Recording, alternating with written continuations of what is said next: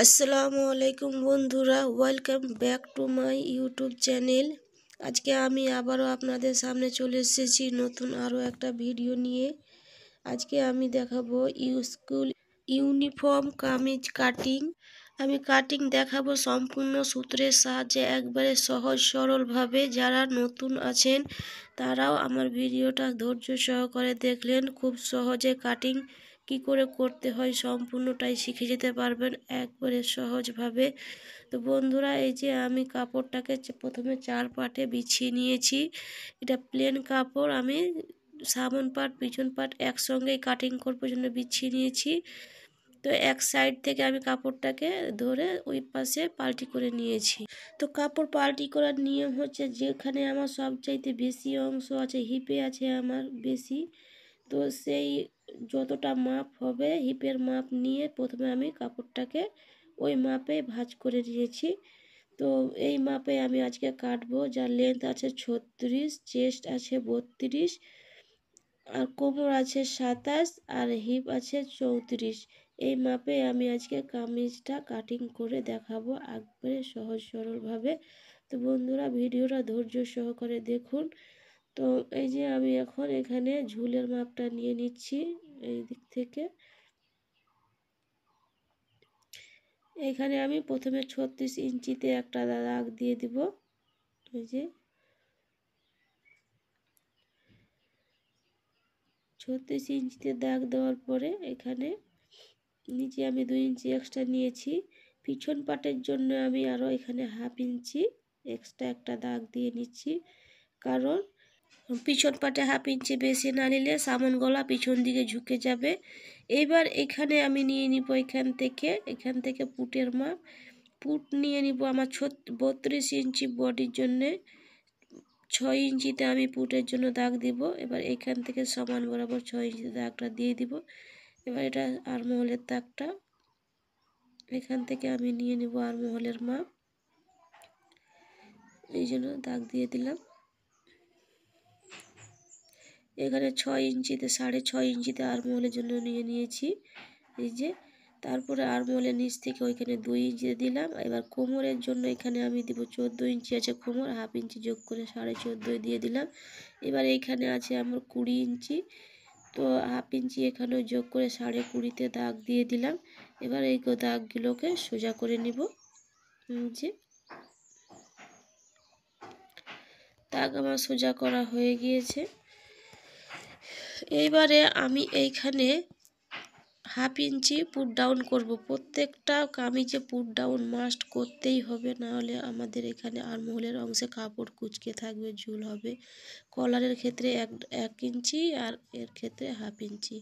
এবার আমি গলার চওড়াটা নিয়ে নিয়েছি 2.5 ইঞ্চি। এবার ব্যাক পার্টের জন্যে 3 ইঞ্চি ডিপ নিয়েছি গলা।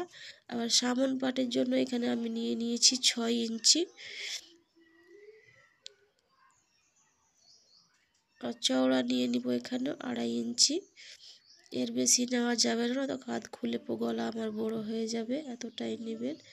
এখানে এবার আমি গোল করে রাউন্ড শেপ দিয়ে দিব, গোল গলা করব। আর পিছনটাতে 3 ইঞ্চি নিয়েছিলাম, এটাও রাউন্ড করে এটা পিছন পাটের জন্য করে দিলাম। এবারে এইখানে 1.25 ইঞ্চি ভিতরে আর একটা দাগ দিব সামন পাটের জন্য, তাল পাট কাটিং করব। এই যে এখানে লম্বা দাগ দিয়ে দেবো সোজা করে।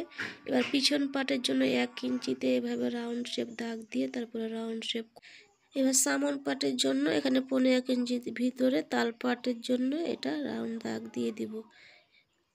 দিয়ে দিয়েছি সুন্দরভাবে। এটা দাগটা মিলিয়ে দিয়ে এইভাবে মিলিয়ে দিবেন। তারপরে এইবারে এখানে আমি নিয়ে নিব ছাতির মাপ। ছাতি আছে আমার 32।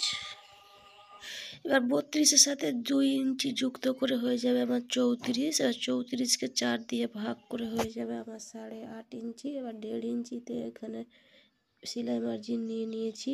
এবার কোমর আছে আমার 27, এখানে আমি 1 ইঞ্চি যুক্ত নিব। আগে আমি লুজ মাপ নিয়েছিলাম 1 ইঞ্চি, তো আমার হয়ে গেল 7 ইঞ্চিতে দাগ দিয়ে দিলাম।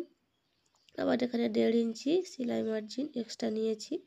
এবার হিপ আছে আমার 34, ওখানে 2 ইঞ্চি যুক্ত করে হয়ে গেল আমার 36। এখানে 4 দিয়ে ভাগ করে হয়ে যাবে 9। এখানে 1 ইঞ্চি নিলাম আমি সেলাই মার্জিন। এবার এখানে আমার যতটা আসবে নিচেও ততটাতে আমি দাগ দিয়ে দিব। তো এখানে এবার আমি পুটের এখানে 1/2 ইঞ্চি পুট ডাউন করেছিলাম, দাগটা সোজা করে নিলাম।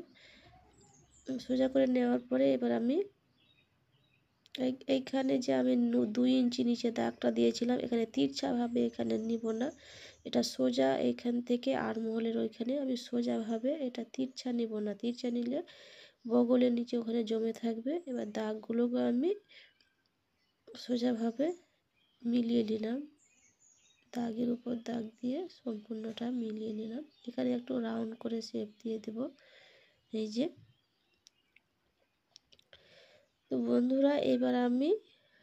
তো বন্ধুরা উপরের অংশে আমার দাগ দেওয়া কমপ্লিট হয়ে গিয়েছে। এবার নিচের জন্য এটা আমার ক্যামেরায় পুরোটাই আসছে না, তার জন্য আমি প্রথমে উপরের অংশটাকে কাটিং করে নেব। দাগ বরাবর প্রথমে পিছন পাটটা কাটিং করব। এটা কাটিং হয়ে যাওয়ার পরে আমি এটা উপর দিকে টেনে পিছনটা আবার আমি নিচের অংশটা কীভাবে করতে হয় ওটাই দেখিয়ে দিচ্ছি। তো আগে এটা আমি দাগ বরাবর কাটিংটা করে নিচ্ছি, যে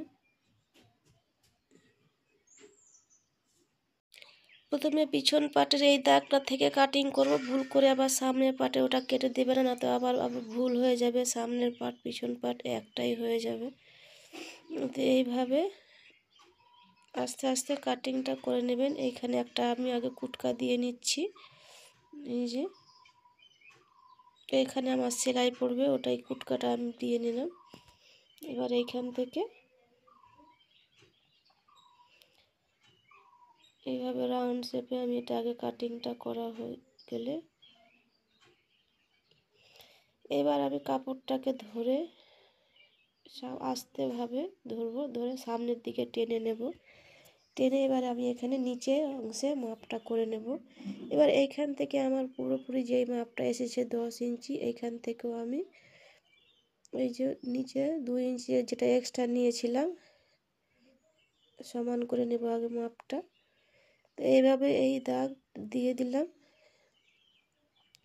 তারপরে এইখান থেকে আমি 1.25 ইঞ্চি বা 1/2 ইঞ্চি উপর দিকে উঠিয়ে দেব, মানে শেপটা খুব সুন্দর আসবে, না হলে এখানে কোনটা ঝুলে যায়, এটা করলে সেটা ঝুলবে না, ফিনিশিংটা ভালো আসবে।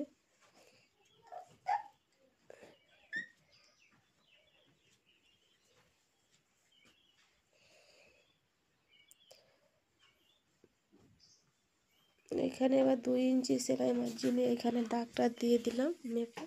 এবার এইখানে যেটা আমার মাপ এসে 10 ইঞ্চি, এখানে 10 ইঞ্চিতে দিলাম, আর ভিতরে 1 ইঞ্চি দিয়ে এবার সোজাসুজি দাগটাকে টেনে দেব। প্রথমে হালকা হালকা টেনে দুটোই দাগকে পরিষ্কার করে টেনে দেব।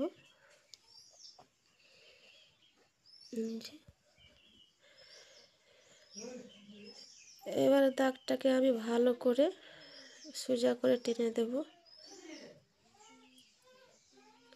হয়ে গিয়েছে। তো বন্ধুরা এবার আমার দাগটা কমপ্লিট হয়ে গেছে, এবার কাটিং করে নিচ্ছি।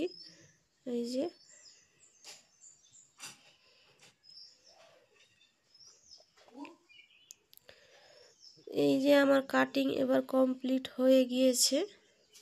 এবার আমি এখানে একটা কুটকা দিয়ে নেব সেলাইয়ের জন্য। এখানে পাছার হিপের অংশে ওইখানেও একটা কুটকা দিয়ে নিচ্ছি। দিয়ে নেওয়ার পরে এবার এটাকে আমি ভাঁজটা খুলে নেব, পিছন পাটটা বার করে নিয়ে এটা এখন আলাদা করে সরিয়ে রেখে দেব। তারপরে এটাকে খুলে এটা বিছিয়ে আবার এই পাশে দুনো পাশেই আমি দাগটাকে ভালোভাবে তুলে নেব। ফিটিংসের মাপ সেলাই দেওয়ার জন্য খুব সুন্দর হবে, এরকম করে নেবেন। এইভাবে এই যে ওই দিকে ছাপটা এই দিকে চলে এসেছে, এটা আমার সেলাই দেওয়ার সময় খুবই সুন্দর হবে সেলাই দিতে। এই দাগের ওপর সুন্দরভাবে সেলাই দিয়ে দিবেন ফিটিংসের মাপ। তারপরে এটা এই যে এখানে আরমহলের সামনে তালপাট কাটিং করার জন্য যে মাপটা দিয়েছিলাম ওইটা কেটে নেব। এটা আবার ভালোভাবে বিছিয়ে নিয়ে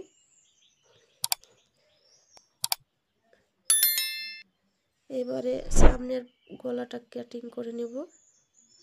এই যে তারপরে এখানে যে পিছন পাটে যে এক্সট্রা বেশি নিয়েছিলাম 1/2 ইঞ্চি, এটা সামনের পাট থেকে ওটা বাদ করে দিচ্ছি। এবার এখান থেকে তালপাট কেটে নিচ্ছি।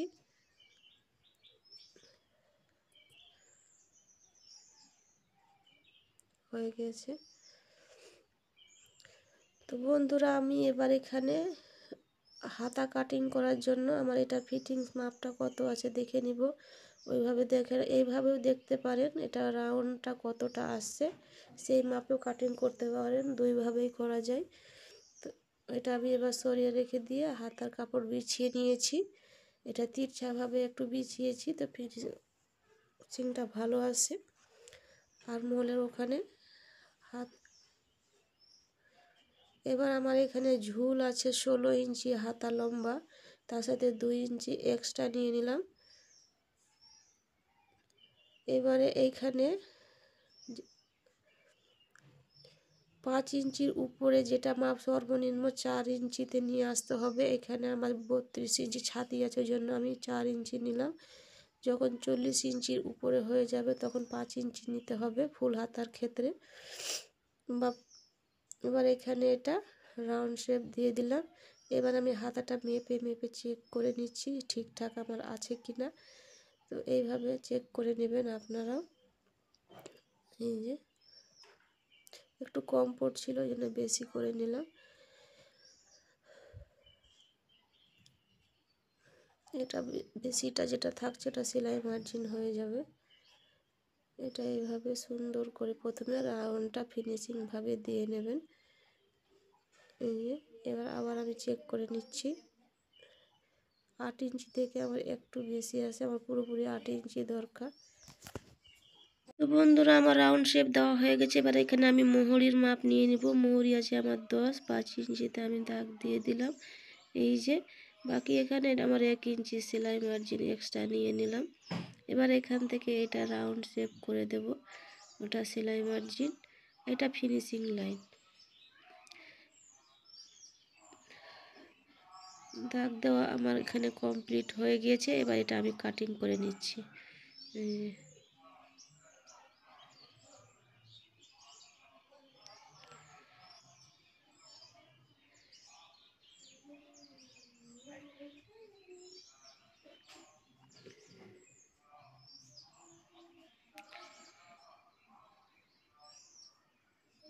তো বন্ধুরা এই যে আমার এটা কাটিং করা হয়ে গিয়েছে। এবার আমি এটা এখানে কুটকা দিয়ে দিলাম, এখানে একটা দিলাম। এবার এখানে আমি সামনে পাটে তালপাট কাটবো, ওই জন্য এখানে একটা দাগ দিয়ে এটা মেল করে নিয়েছি। এবার এটা তালপাটটা ফিনিশিং আসবে ভালো, ওই জন্য এটা কেটে নেব। প্রত্যেকটা হাতায় তালপাট মাস্ট কাটতেই হবে, না তো নইলে সামনে ঝোল পড়ে থাকে। এখানে এবার হাতে ফিনিশিং মাপ দিয়ে দিলাম।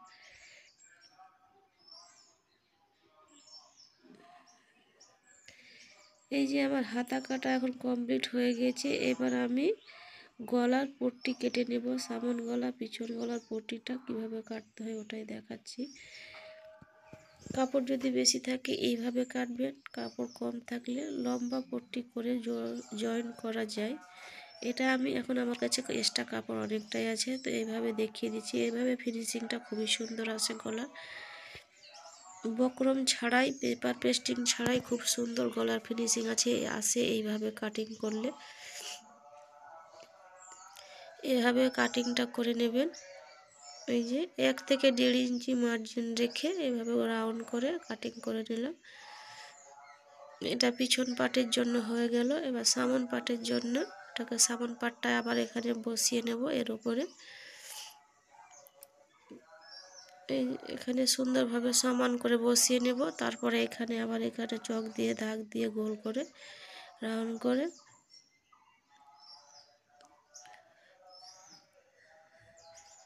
তারপরে এটাকে গোল করে কেটে নেব।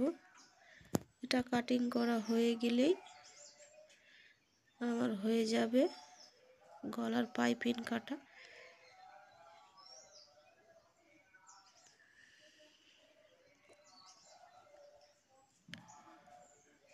এই যে আমার সামন পাট পিছন পাটের পাইপিং কাটা কমপ্লিট হয়ে গিয়েছে,